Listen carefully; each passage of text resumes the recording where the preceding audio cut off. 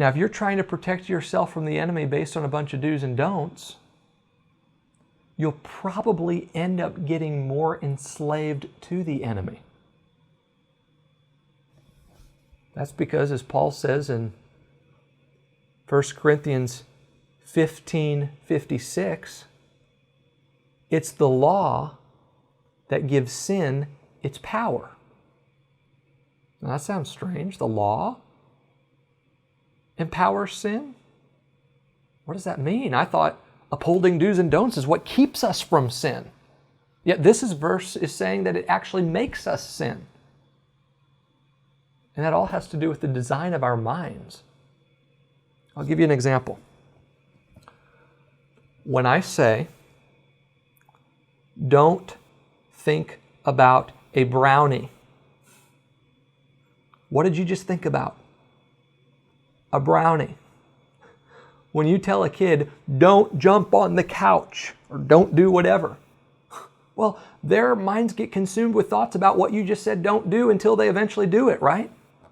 When the devil put what Adam and Eve wasn't supposed to do in front of their eyes, that's just what they did.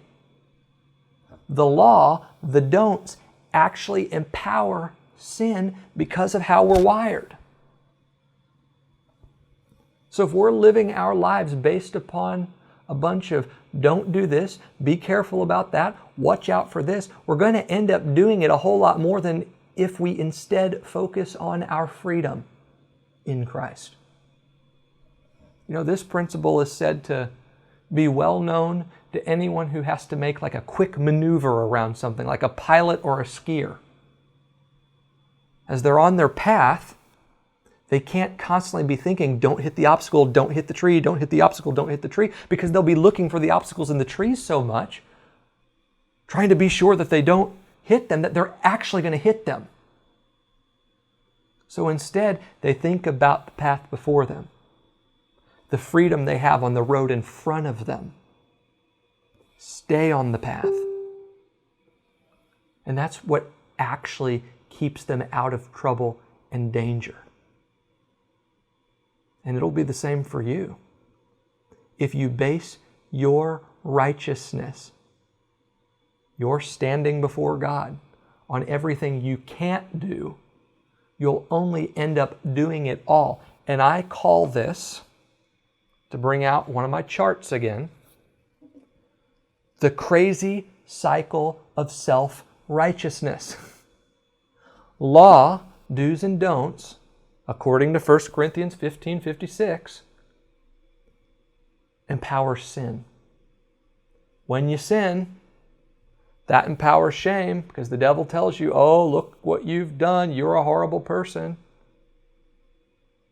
And then he tells you that the way out of shame is to be better at obeying the law, to be better at the do's and don'ts, and then you fall back into sin and shame, and around it goes. It's the crazy cycle of self-righteousness. It doesn't work, and that's why Jesus came. Until you get the truth that I'm teaching you in this message, that it's not your self-righteousness that does anything to make you good with God or protect you against the enemy's accusations, but it's Christ's righteousness given to us by our faith in Him alone.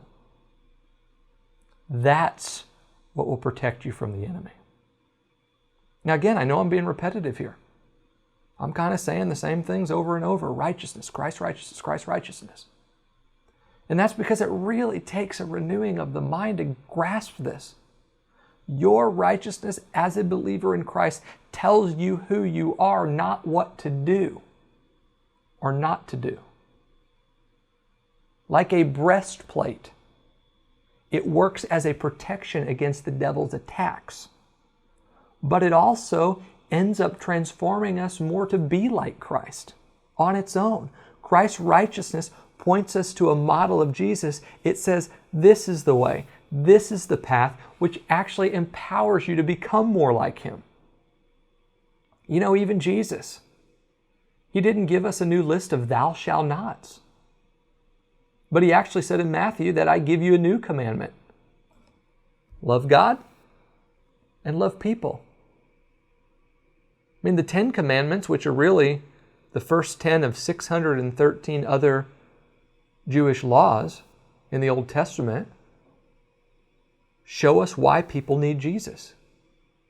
Well, when Jesus arrived, he didn't add more do's and don'ts. He didn't add more thou shalt nots. He said, here's the path to focus on. Love God and love people. And there's a whole lot of freedom in that. Are you in the middle of a mental, emotional, or spiritual struggle? Here's some good news. God has provided a way to beat that battle today.